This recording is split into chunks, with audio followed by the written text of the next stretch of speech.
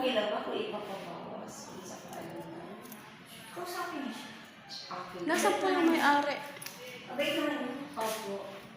Sino kaya doon na ang makausap? Sila kasi mismo may ari. Nasaan po yun? Andiyan sa bahay. Bahay. Oh, marami pang wala kapatid. Ano po yung yung babo? Baka po yun. Baka yung barado. Ay, hindi. Kasi yung nagipatan ko doon, nagbarado eh. Ay,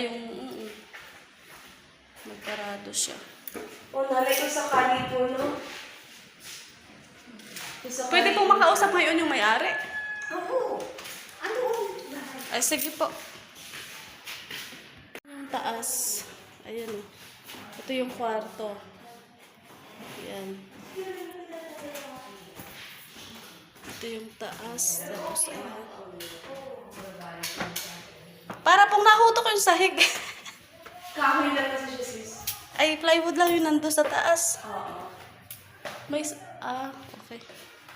Ito yung Okay naman ba niya? salas.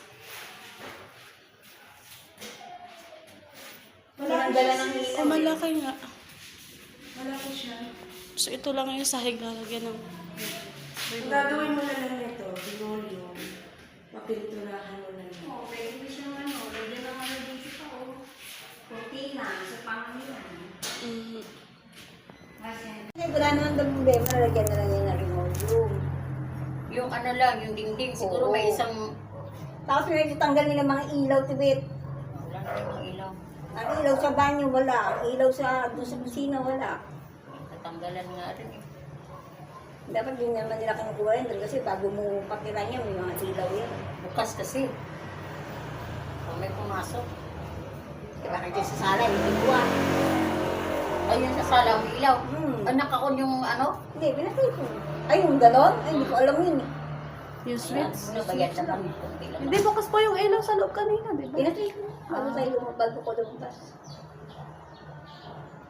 Kung okay lang po sana sa inyo ate. Isang galon lang naman yata yun. O kasi kung... Anong kulay naman ang gusto nyo? Baka may gusto rin kayong kulay. Kaya magkaiba-iba na ang kulay dyan. Eh. Kaya dyan nakalitsi-litsi eh. Kung Ha? ano po yung nakalagay doon. Ano ba na doon? White, Puti. sky blue sa white. Bakit ba sky blue?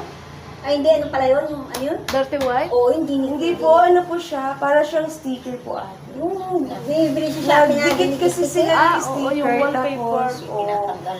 yung po yung naging ano po marumi. Kasi, Sira na matanggal. ano naman siya, sira na po kasi. Itatalab kaya yun, dudurian ng puti. Patanggal Puti eh. naman Hindi po. ba? Patanggal yung Pinagawa ito. ko kay putol yan. Ano ba? Gusto ko naman. Wala namang ginawa dun. Ang pulot na yun.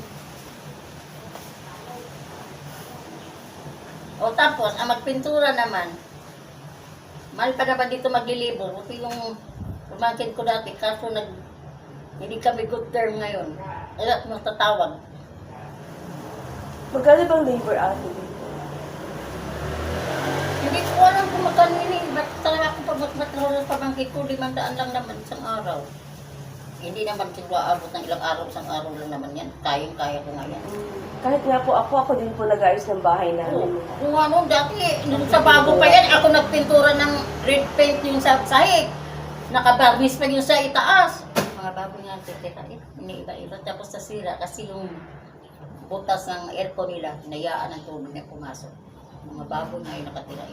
Nilayasan pa ako. Ayun lang. May ripanan pa ako dyan kasi nung umalis, may pinaiwan ako ng 1 buwan.